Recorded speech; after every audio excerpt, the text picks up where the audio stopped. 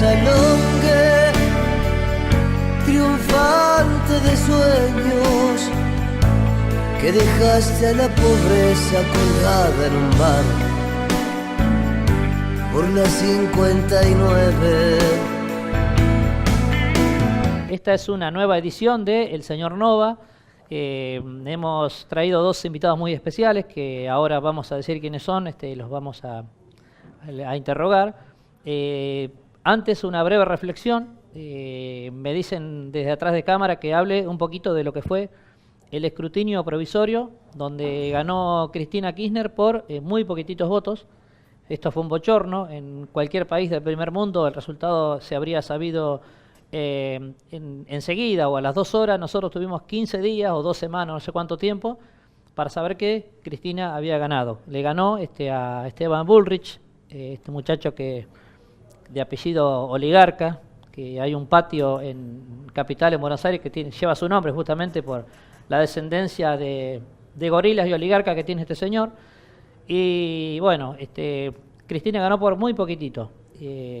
O sea que estos muchachos, que algunos en las redes sociales le llaman los globoludos o algo por el estilo, festejaron antes de tiempo y se pegaron un chasco muy grande, ¿sí? Por su lado, Macri, ese muchacho que todavía no se enteró que es presidente de la Nación, esperemos que alguien le avise, Macri pidió a sus ministros que no hablen de ajuste, que en su discurso ante los medios de comunicación hablen de lo nuevo contra lo viejo. ¿Sí? Nosotros somos lo nuevo, un discurso muy parecido al de Sergio Massa, ¿no? Que habla de la ancha avenida del medio. Macri dice, muchachos, no hablemos de ajuste, a pesar de que todos sabemos que el ajuste se va a venir después de octubre. Sea cual fuera el resultado, Macri tiene un paquete de leyes que va a enviar al Congreso de la Nación para justamente flexibilizar a los trabajadores, ¿sí? Hubo marchas de la CGT, y en este contexto, para justamente protestar en contra de lo que se viene, que ya se sabe que se viene. Nos visita hoy Luis Cáceres, secretario general de la Unión Obrera Ladrillera de la República Argentina, UOLRA, y a su lado está Claudio Sosa, que es periodista de la agencia Noticias Nova, ¿sí? A Luis Cáceres, primer pregunta. ¿Cuándo nace el sindicato de ladrilleros? ¿Y qué destino tiene y qué rol tiene ese sindicato hacia los trabajadores que cumplen funciones en ese sentido? Bueno, primero quiero agradecer la invitación para participar del programa. Y este sindicato nació allá por la década del 30, fue creado por los anarquistas y se constituyó como sindicato nacional durante el peronismo. En eso entonces había una asociación de ladrilleros bonaerenses quienes participaron de la histórica movilización del 17 de octubre. O sea que los ladrilleros, están en el nacimiento del peronismo. Bien. Cuando decimos ladrilleros, hablamos tanto del que dirige la fábrica de ladrillos, que en mi pueblo, en Rojas, se le llama horno de ladrillos, quizá en lugares del norte se llama ladrillería. Este sindicato representa tanto a los que trabajan como a los que emprendieron este rol, de incursionar en esta industria, Históricamente el sindicato representó a la fábrica ladrillera, a los trabajadores con patrón, y las fábricas están en Buenos Aires, Córdoba y Santa Fe. Nosotros, cuando asumimos la conducción del sindicato hace 2 años y medio, empezamos a recorrer el país porque nos llegaba información de que en otras provincias hay actividad ladrillera y nos encontramos con otro sector que son los emprendimientos familiares.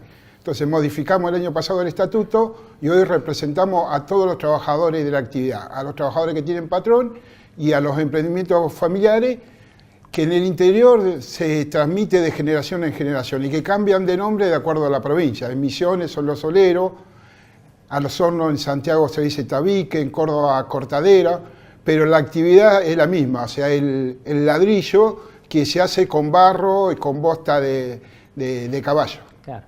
Justamente el general Perón decía, cuando Evita le cuestionaba ciertos personajes que había alrededor de él, el general Perón decía que los ladrillos se hacían con barro, pero también con mierda.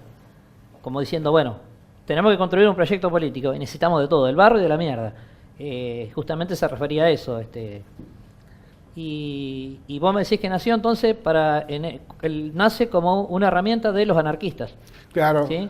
O sea, los sindicatos fueron creados, digamos, por los inmigrantes que vinieron de Europa, entre ellos vinieron los anarquistas, y no solamente organizaron el sindicato, crearon el sindicato de ladrilleros, sino la mayoría de los sindicatos. Y en la primera etapa digamos, hasta el nacimiento del peronismo tuvieron una gran influencia dentro de los trabajadores. Estamos hablando de la década del 30, del siglo pasado, donde no existía el peronismo. Existía entre los gremios, estaban los gremios anarquistas, los que eran socialistas, se hablaba incipientemente del comunismo también, pero después la mayoría de esos gremios, cuando se nuclean en la Confederación General del Trabajo, la CGT, la gran mayoría, el 99%, pasan a ser gremios de origen peronista, ¿verdad? Sí, todo. Siempre hay como dos análisis del movimiento obrero argentino, que es uno de los movimientos obreros más importantes del mundo, y algunos dicen, Perón fue el que creó digamos, no el movimiento obrero, pero en realidad yo siempre planteo que lo que parieron al peronismo fueron los trabajadores. El peronismo es una herramienta que la construyeron los trabajadores el 17 de octubre. Perón fue el líder estratégico que interpretó ese momento histórico que vivía la Argentina, construyó el movimiento nacional y definió como la columna vertebral a los trabajadores, al movimiento obrero organizado. Y la mayoría, hasta hoy, la mayoría de los trabajadores se identifican con el peronismo y la mayoría, digamos, de las conducciones de los sindicatos son peronistas. Claro, acá cuando se habla del 17 de octubre, se dice por un lado de que fue una movida que en su momento instrumentó Evita, otros hablan de Cipriano Reyes, que desde Berisso levantó los sindicatos, y la realidad es que el 17 de octubre fue una marcha espontánea, como bien dice Luis Cáceres, que surgió del seno de los trabajadores, digo, de los saladeros de Berisso, de trabajadores de la carne de Avellaneda. Esto fue algo espontáneo que surgió para liberar al general Juan Domingo Perón, que estaba en ese momento preso en la isla Martín García, por quienes habían sido sus camaradas de armas. Estamos hablando de la gente que lo había encarcelado, que se habían nucleado en un sector llamado Grupo Oficiales Unidos, que habían tomado el poder después que denunciando fraude, después de que los conservadores manipulaban los votos y hacían trabajar a la gente por un plato de comida. Cualquier comparación con lo que está pasando actualmente es pura coincidencia. Macri está lejos de ser conservador.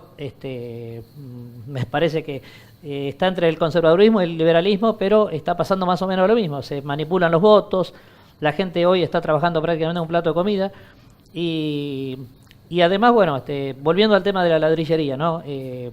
¿Cómo se combate, por un lado, el trabajo en negro, Luis? Que debe haber muchísimo trabajo en negro en las ladrillerías, como ocurre también en el campo y en otros sectores.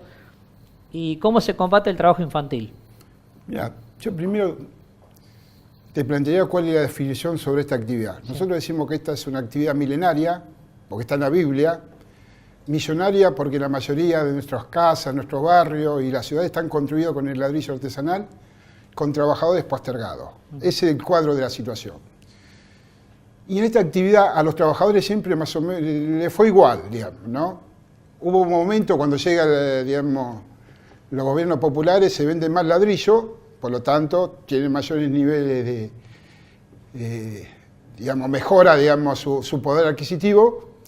Pero en estos últimos 12 años de gobierno de Néstor y Cristina, donde la construcción fue uno de los pilares del proyecto nacional, a los ladrilleros no les fue bien. Se vendieron mucho ladrillo, pero esos beneficios no les llegó. Fue al único sector de la cadena de la construcción que no le llegaron a este beneficio. ¿Por qué, Luis? Y eso porque no había organización de los trabajadores. Ajá.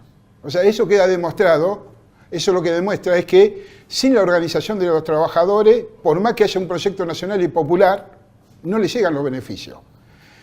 Entonces, dentro de la actividad nosotros tenemos trabajadores negros, sin registrar, con patrones sin registrar, tenemos trata, porque un sector importante de los trabajadores son de la comunidad boliviana, por lo tanto encontramos, digamos, trabajo infantil, trabajo esclavo, trata, que eso nosotros a ese sector lo denominamos patrón oculto.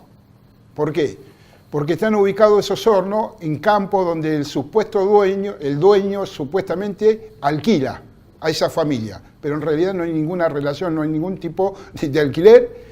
El dueño de la tierra es el que comercializa, el que compra los insumos. Y ahí tenemos trabajo infantil, trata, explotación laboral. Y después en los emprendimientos familiares, que son, digamos,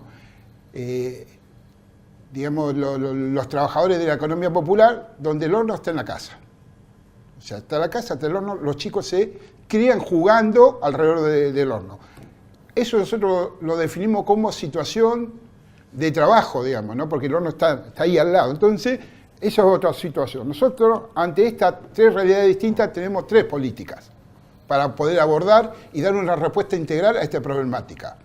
Donde está el patrón oculto, donde hay trabajo infantil, trata indocumentado, explotación laboral, ahí nosotros hacemos denuncia a la justicia. El responsable es el dueño del campo. Sí. El que explota es el dueño del campo. Y ya dos patrones, dos dueños de campos, terminaron presos.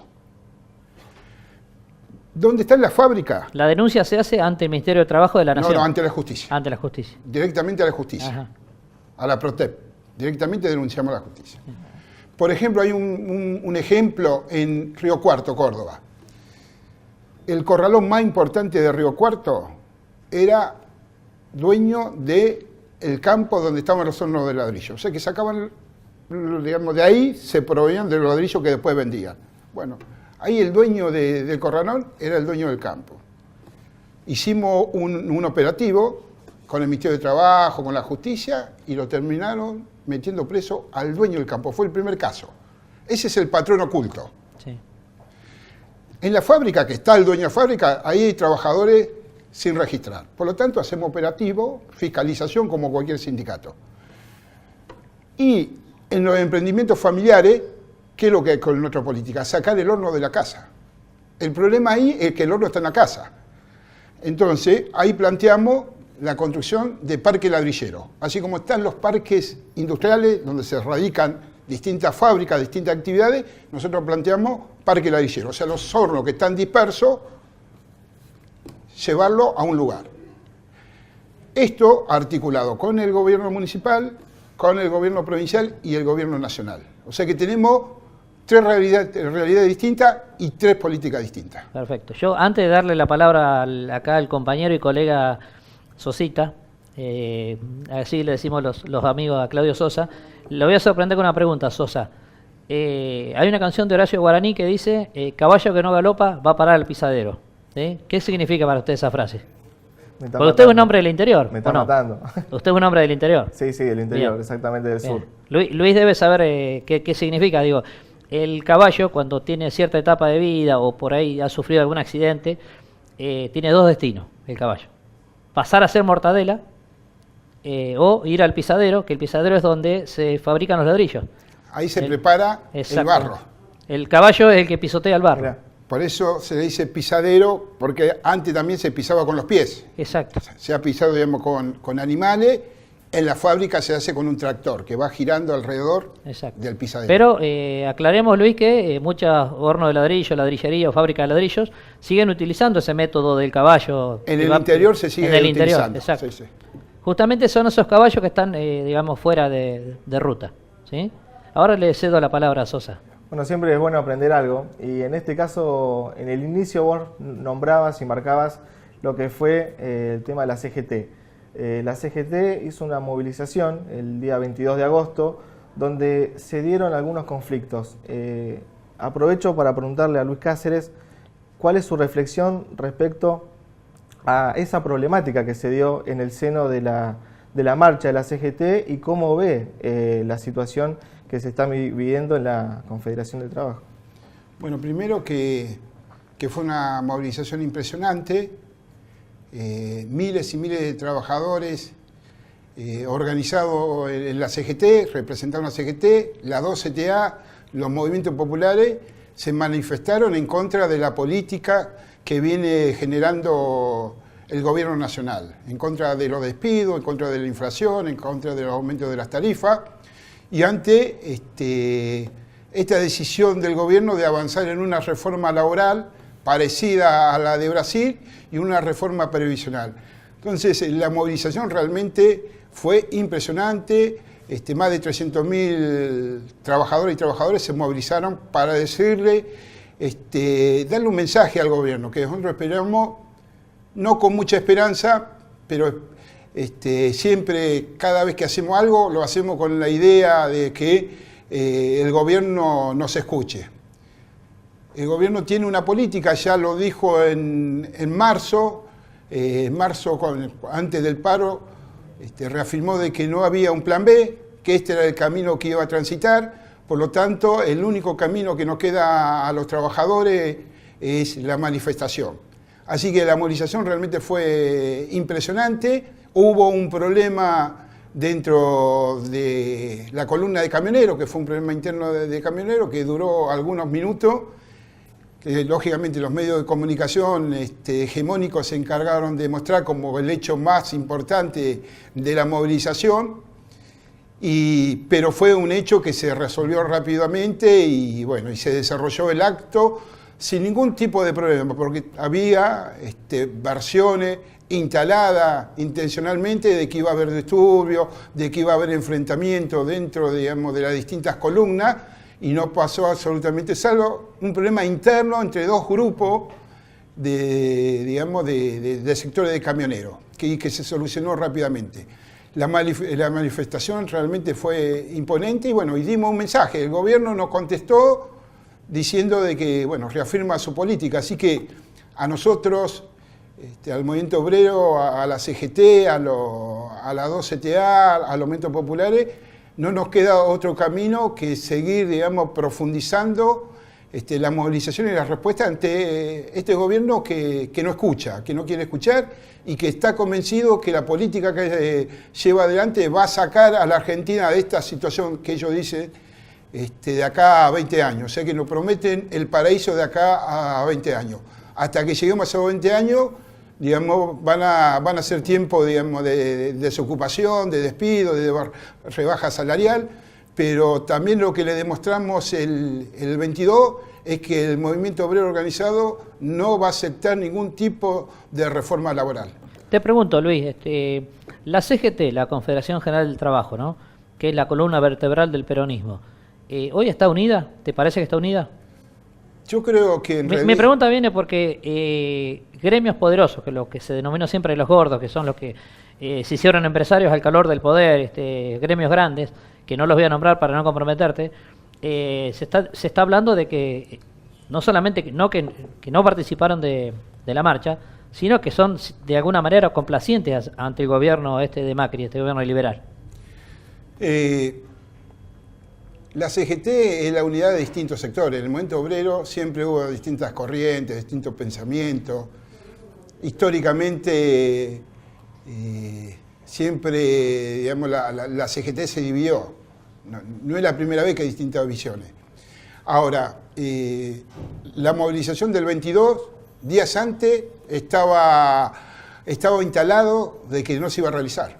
No se iba a realizar, ¿por qué? Porque Macri había ganado en las PASO y había dado un mensaje a la sociedad, y hubo una gran operación desde los medios de comunicación hegemónicos planteando de que no se iba a hacer la movilización, que se había caído la movilización, que no se iba a hacer. La movilización se hizo, fue multitudinaria. Ahora viene la operación con que no va a haber confederal, no va a haber paro, pero falta mucho todavía. Yo creo que se va a reunir el confederal y que va a haber un paro. Después discutiremos la fecha.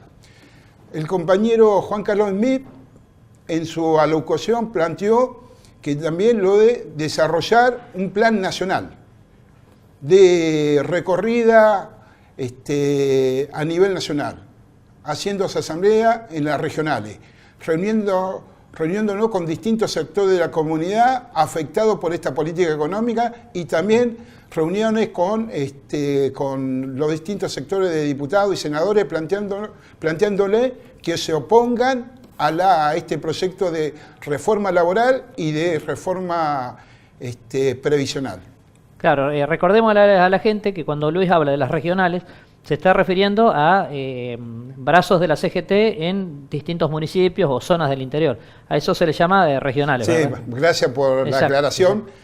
Que las regionales en realidad son el motor del movimiento obrero. Exacto. Y este triunvirato está llevando adelante todo un proceso de normalización de CGT regionales, que también quiero compartir con ustedes, de que el Consejo Directivo ha decidido crear en las CGT regionales que se normalizan la Secretaría de Economía Popular como una herramienta para ir construyendo, digamos, esta unidad entre el movimiento obrero organizado y los movimientos sociales. Y esa responsabilidad la tenemos nosotros. Esa Secretaría de Economía Popular la ocupa el Sindicato Ladrillero. ¿Por qué? Porque a partir de nuestra experiencia que decidimos representar no solamente a los trabajadores que tienen patrón, sino también a los trabajadores de la economía popular. Perfecto. Teniendo en cuenta esto lo que sucedió con la CGT, recién lo nombrabas a Juan Carlos Smith. Tuviste una reunión hace muy pocos días y quiero que nos cuentes en qué circuló esa reunión, cuáles son los temas que trataron y que hablaron en ese encuentro. Recordemos, antes de la respuesta de Luis, que Juan Carlos Smith es uno de los 3 dirigentes de la CGT, ¿no? De este triunvirato que... Exactamente. ¿Sí? Bueno, sí, recibimos la visita en nuestra sede nacional. Es la primera vez que un secretario general visita nuestro sindicato, así que lo recibimos con mucha alegría. Y con el compañero Juan Carlos Smith tenemos una relación histórica. Juan Carlos es un abanderado de la unidad del movimiento obrero organizado con los movimientos sociales. Y además él viene planteando una definición, que el movimiento obrero tiene que pasar de movimiento obrero organizado a movimiento de los trabajadores. Entonces la visita de él es un mensaje también de lo que él plantea, lo que viene planteando como objetivo estratégico de los trabajadores, bueno, empezar a construirlo. Y la visita, bueno, ese es un mensaje y a raíz de eso nos visitó y desde ya que coincidimos con Juan Carlos. Juan Carlos es un compañero que realmente de una larga trayectoria dentro del movimiento obrero organizado, unos compañeros con mucha formación y que en el acto de 22 planteó un programa, planteó una serie de ejes que para que empecemos los trabajadores a discutir qué Argentina, que no solamente discutamos por nuestras reivindicaciones, sino también la Argentina que queremos. Sí. ¿Cómo está hoy el trabajador ladrillero? ¿Cómo está en este contexto de una economía liberal o de derecha o conservadora? ¿Cómo se encuentra hoy? ¿Está perjudicado por este tema? Y nosotros podemos decir que estamos en el horno. Sí, literalmente. Literalmente. ¿Por qué estamos en el horno? Porque nosotros dependemos del consumo interno. ¿Qué significa? Que los trabajadores tengan poder adquisitivo, sí, que construyan su casa. Y hoy la preocupación de los trabajadores es ver cómo llegan a fin de mes. Claro. Segundo, dependemos de la inversión privada. Bueno, hasta ahora esas inversiones se anuncia, se habla de muchas inversiones, pero en Argentina no se ve ninguna Todavía inversión. Estamos esperando los famosos 6 meses de que nos dijeron desde el macrismo. Sí, hasta ahora la única inversión que se ve es especulativa. Lo que viene, digamos, se llevan la guita fácilmente. Sí. Y tercero, dependemos de la obra pública, o sea, dependemos del Estado, que el Estado construya viviendas sociales. Ninguna de las 3 cosas están pasando. Yo muchas veces digo, parezco un predicador de malas noticias, porque cada vez que me preguntan cómo está la actividad, y digo mal, ¿cómo están? Estamos mal, seguimos mal. Hasta ahora a nosotros no nos llegó los brotes verdes. Sí, sí. ¿Cómo es la vinculación de hoy de los gremios que están dentro del CGT con el peronismo? Cuando digo peronismo no digo precisamente Partido Justicialista, sabemos que el peronismo es mucho más que eso, pero ¿cómo está la relación? Y creo que hay una discusión pendiente dentro del peronismo sobre el rol de los trabajadores. Creo que como lo definió y lo llevó adelante el general Perón cuando dijo que, y vos lo dijiste en tu intervención, de que los trabajadores son la columna vertebral, bueno, eso fue y hoy no es. Entonces, para algunos dirigentes del peronismo, los trabajadores solamente tenemos que pelear por nuestras reivindicaciones. Sí. Cuando Perón planteó lo contrario. Perón planteó que los trabajadores tienen que ser protagonistas en la construcción de una nueva Argentina. Bueno, ese rol lo perdimos. Entonces estamos en un momento de discusión dentro del peronismo. Hay distintas visiones también dentro de los trabajadores como hay dentro del peronismo. Pero la relación es una relación cordial, pero creo que después de octubre se va a abrir una discusión dentro del movimiento obrero organizado y dentro del peronismo de cara a las elecciones de 2019. Acá, detrás de cámara, el amigo Maguila, que le dicen Maguila por su abundante personalidad, me está diciendo que tenemos que ir cerrando.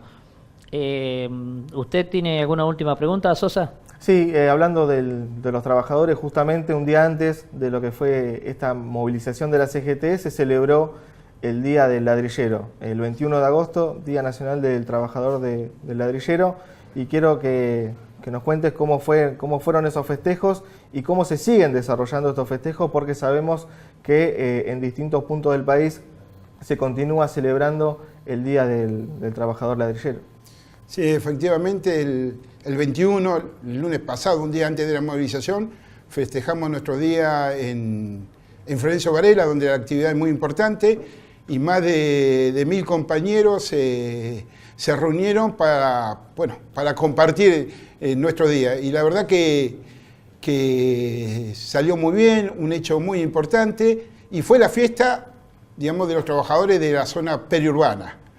Y a partir del viernes pasado empezamos el festejo, vamos a hacer toda una serie de festejos a nivel nacional. Empezamos en Avellaneda, que es el norte de Santa Fe, con los compañeros ahí, digamos, hay una fábrica muy importante, Escarpín, y está después al lado de Avellaneda está Reconquista, donde la actividad la desarrolla el emprendimiento familiar. Así que nos juntamos ahí y compartimos nuestros días. Y al otro día en Jardín América, Misiones, también festejamos nuestro día. Allá se declaró el Día Provincial del Olero, porque en guaraní ladrillero significa olero. Y mañana vamos a estar en Añatuya, Santiago del Estero, donde además de festejar nuestro día le vamos a rendir un homenaje a Homero Mansi. Homero Mansi nació allá en Añatuya, así que le vamos a hacer un homenaje, y al otro día, sábado, vamos a estar en la capital de Santiago del Estero festejando nuestro día, y el domingo en Córdoba capital. O sea que por 2 meses voy a andar festejando por cada rincón de nuestra patria donde hay actividad ladrillera. De festejo en festejo. Bueno, vamos cerrando el programa. Hoy vinieron a estar junto a nosotros Luis Cáceres, secretario general del Gremio de los Ladrilleros, y el periodista de Nova, Claudio Sosa. Esto ha sido todo por hoy. Hasta pronto. Nos volvemos a ver. Gracias. Salongue, triunfante de sueños, que dejaste a la pobreza colgada en un bar por la 59.